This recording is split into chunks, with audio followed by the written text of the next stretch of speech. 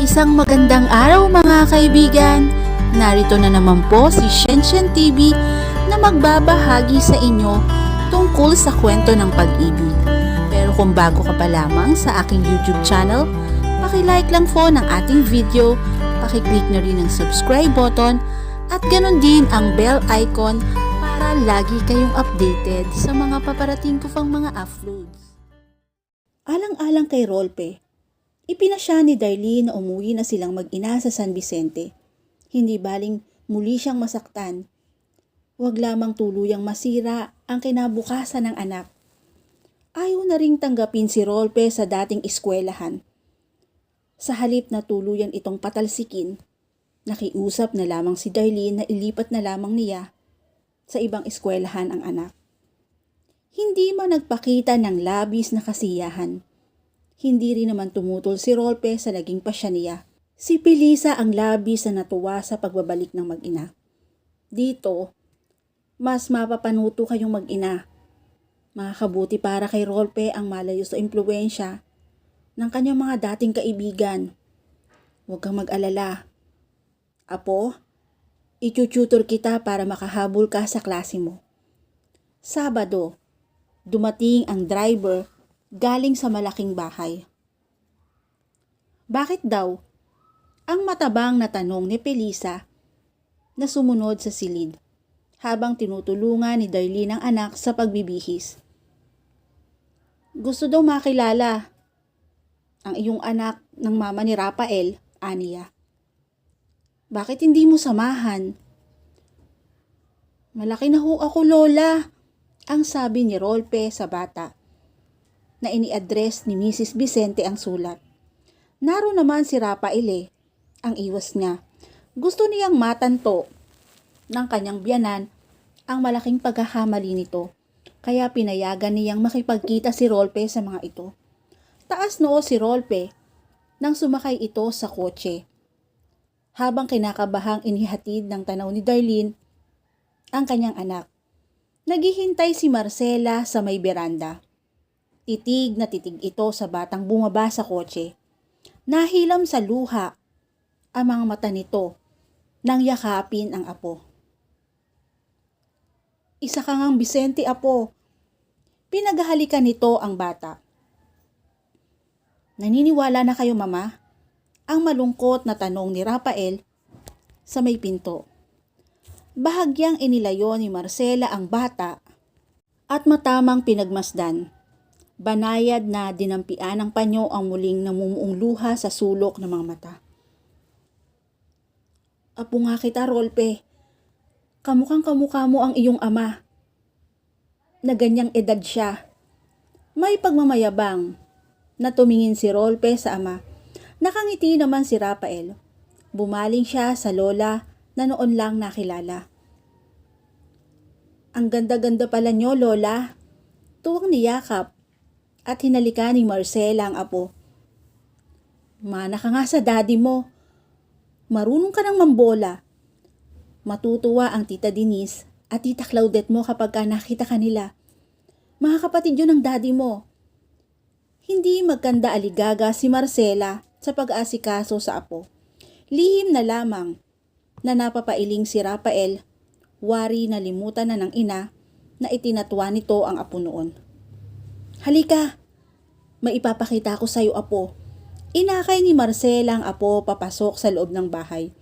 Binuksan nito ang isang kwarto na puno ng laruan. Ito ang kwarto ng daddy mo noon.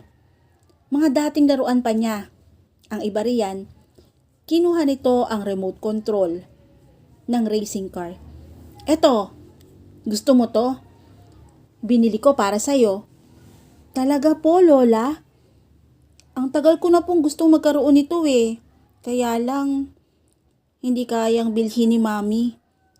Magmula ngayon, Rolpe, lahat ng gusto mo, sabihin mo lang sa akin. Bibilhin natin. Sa susunod na weekends, lumuwas tayo at mamimili tayo ng mga gamit mo. Talaga po, Lola? Nakangiting tumango si Marcela. Ngunit pagdakay lumungkot ang mukha ng bata. Kaya lang, baka ayaw akong payagan ng mami. Ang daddy mo ang bahala. Matagal na kayong magkasama ng mami mo. Panahon na para magkakilala naman kayo ng husto ng daddy mo. Iniba na ni Marcela ang usapan. Nilibang nito ng hustong apo para mahawili sa kanila. Marunong ka bang magbike? Tumango si Rolpe. Kung minsan po, nagpupunta kami ni mami sa circle, doon kami nagbabike. Kaya lang, laging iyong may sidecar ang ginagamit namin. Matatakutin po kasi si mami. Lihim na napasimangot si Marcela. Hanggang sa sandaling iyon, malaki pa rin ang galit nito sa dating manugang. Dumating si Yani, sakay ng Lancer nito.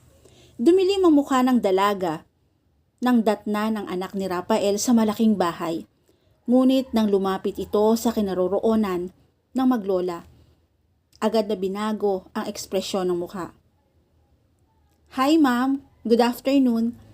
Humalik si Yani sa magiging biyanan at malugod na binati si Rolpe. Won't you give your tita Yani a kiss? Ang sabi ni Marcela. Bantulot na tumalima ang bata. Hapon na nang ihatid ni Rafael ang anak. Sumama si Yani. Tahimik si Rolpe sa likuran. Oh, hindi mo ba iuwi yung bike mo? Ang tanong ni Rafael. Huwag na ho, Dad. Baka magalit si Mami. Bakit naman magagalit ang mami mo eh? Binili yan ng daddy mo para sa'yo. Ang matamis na sabad ni Yani. Tumingin lang sa kabila si Rolpe. Napakunot noo si Rafael nang makitang may kausap si Darlene sa may bakod. Bungubusi na ito. Lumingon si Darlene at ang lalaking kausap ng una. Ngumiti at kumaway. Hindi gumanti si Rafael. Hindi na bumaba si Rafael.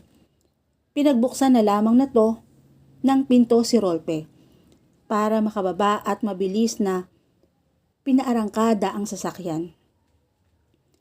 Naiwang nakasunod ng tingin ng dalawa. Oh, mukhang masama ang timpla ni Mr. Vicente, ang biro ni Chito. Kasama niya si Miss Montes, kaya siguro nagmamadali. Sandali ha, sinalubong ni Darlene ang anak. Nakatingin si Rolpe kay Chito. Nagtatanong ang mga mata. Siya ang Mang Chito mo, Rolpe. Kapitbahay natin. Diyan lang ang bahay sa kabila. Ang pakilala ni Darlene. Chito, si Rolpe ang anak ko. Hi, Rolpe, ang bati ni Chito. Tinignan lang ni Rolpe ang lalaki at pumasok na ito sa loob. Rolpe, ang habol ni Darlene sa anak. Napangiting napailing si Chito. Mukhang tulad din ng ama si Rolpe seloso. Pinormala ni Darlene ang lalaki. Hindi niya minaganda ang biro nito. Oops. Sorry. Natatawang itinaas ng lalaki ang dalawang kamay. That was below the belt. Nakabusangot si Rolpe na pumasok sa loob.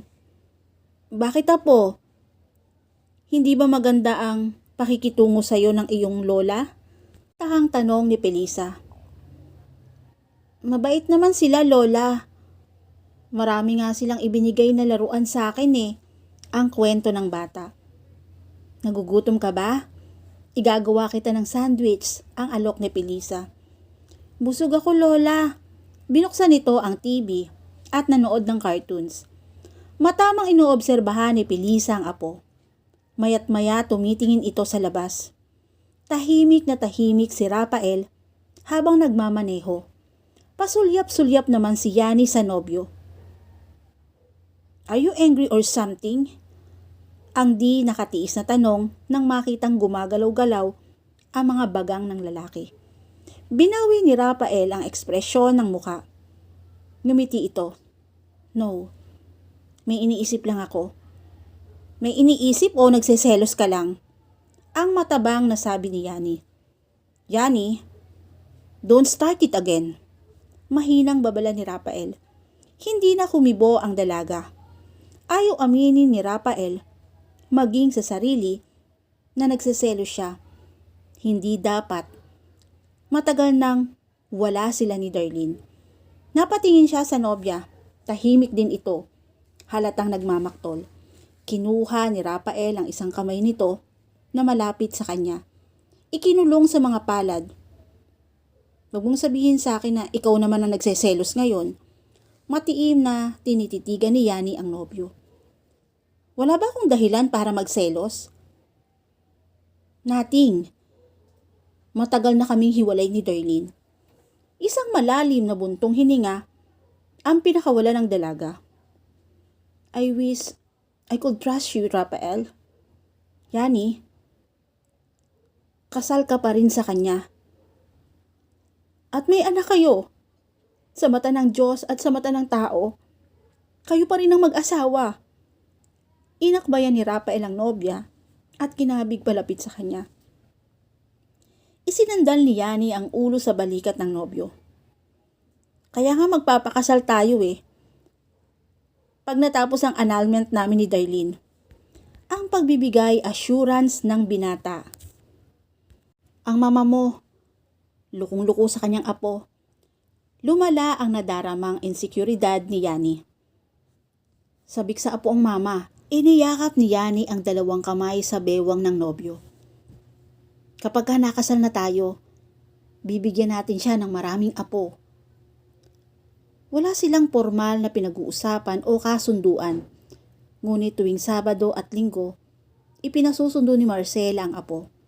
Naisa nang tumanggi ni Darlene, ngunit nakikita niyang sabik naman ang anak na mapalapit sa kanyang ama at sa mga kamag-anak nito kaya hinayaan na lamang niya. Ang hindi lang niya pinapayagan ay ang matulog si Rolpe sa malaking bahay. Gusto niya bago dumilim, nasa kanya na uli ang anak. Rafael, why don't you do something?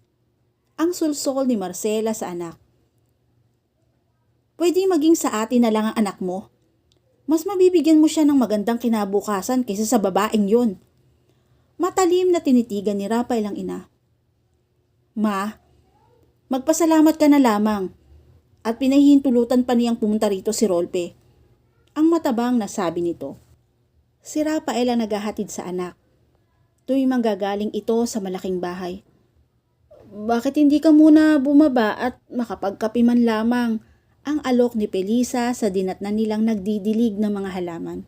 Pinagbigyan ni Rafael ang paanyaya ng matandang babae.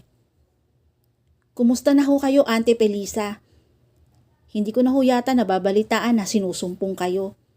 Nako, sa awa ng Diyos, Rafael, buhat nang dumating dito ang mag-ina, ang masiglang sabi ng matanda. Ang mami? Ang agad na tanong ni Rolpe. Nasa likod. Kinakatay nila ang dalang manok ni Chito. Nang sabubungad sina Darlene at Chito sa kusina, dala ang nabalibuhuhang manok. Kitang disapproval sa mukha ng mag-ama. Hayagan na ang ginagawang panunuyo ni Chito kay Darlene. Malamig na nagbatian ang dalawang lalaki. Bahagya lang na tinapunan ni Rolpe ang bisita ng ina at pumasok na sa kanyang silid. Inubos lang ni Rafael ang kanyang kape at agad na itong nagpaalam. Mabilis na pinatakbo ni Rafael ang sasakyan. Nagtungo sa isa sa mga restaurant sa tabing dagat. Kahit hindi pa lumulubog ang araw, ay umorder na siya ng beer.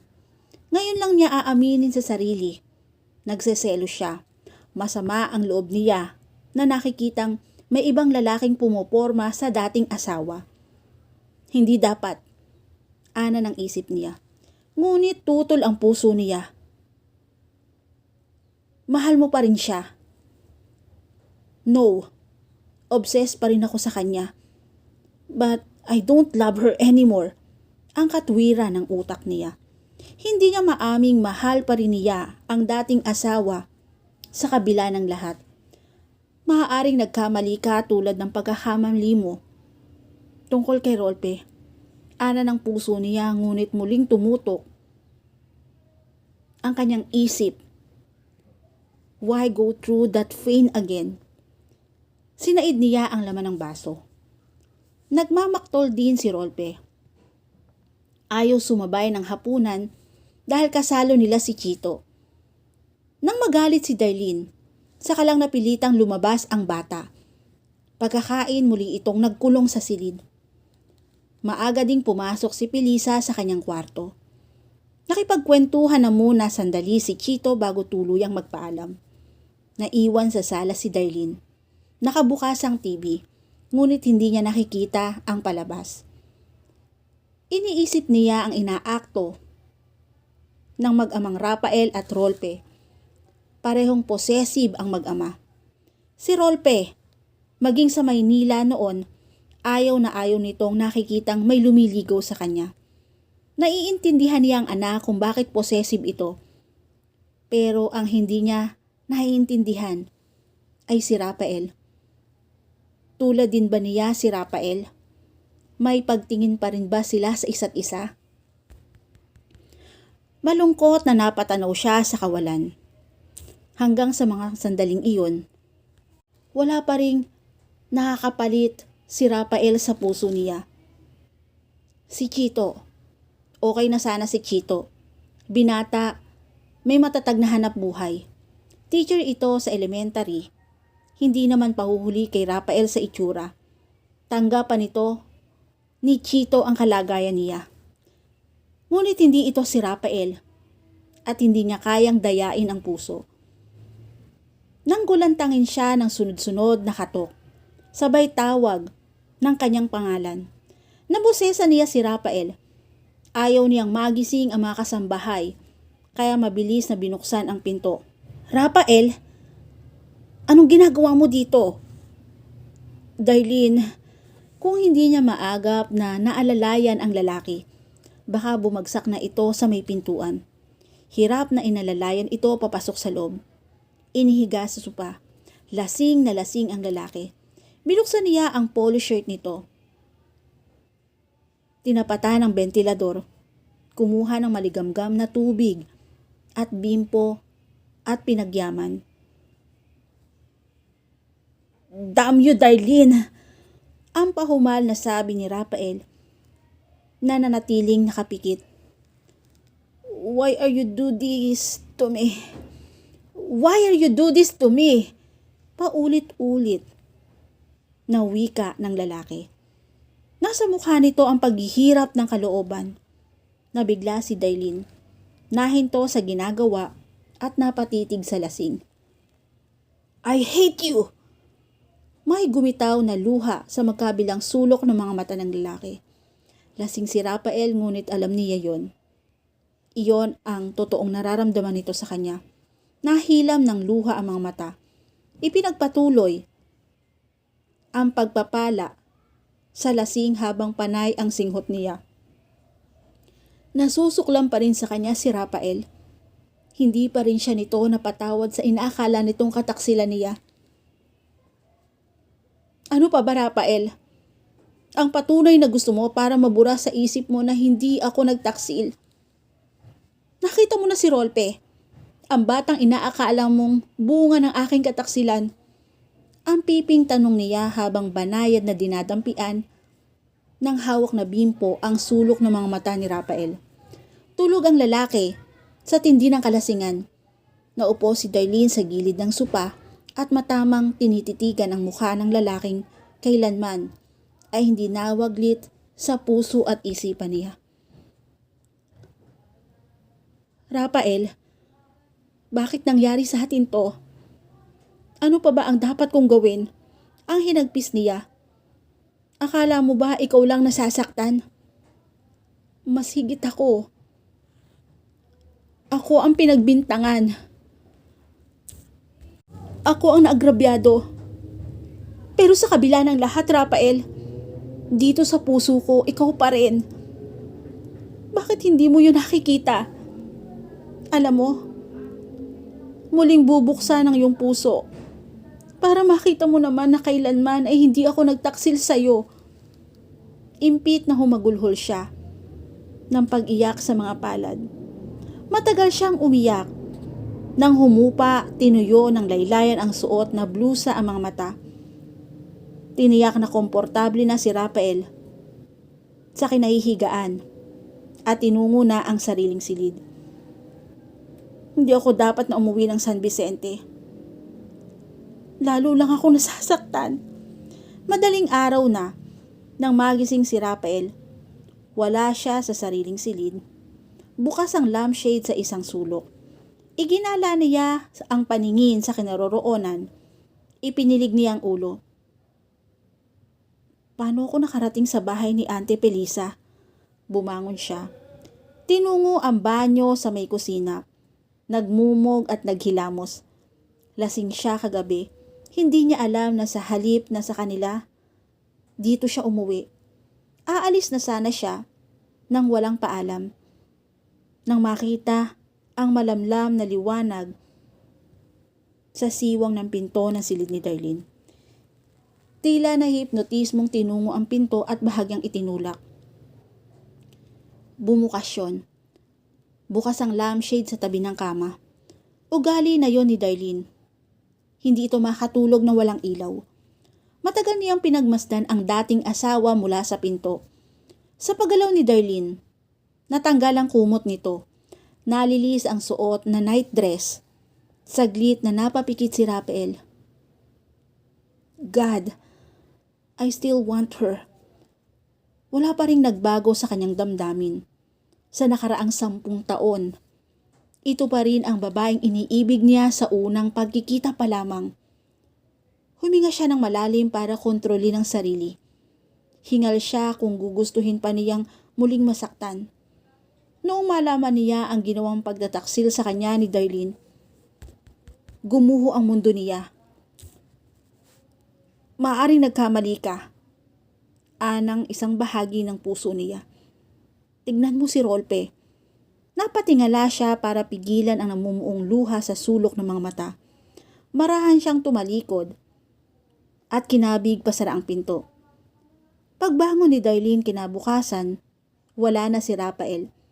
Matamlay na tinungo ang kusina at naghanda ng almusal. Sino yung dumating kagabi?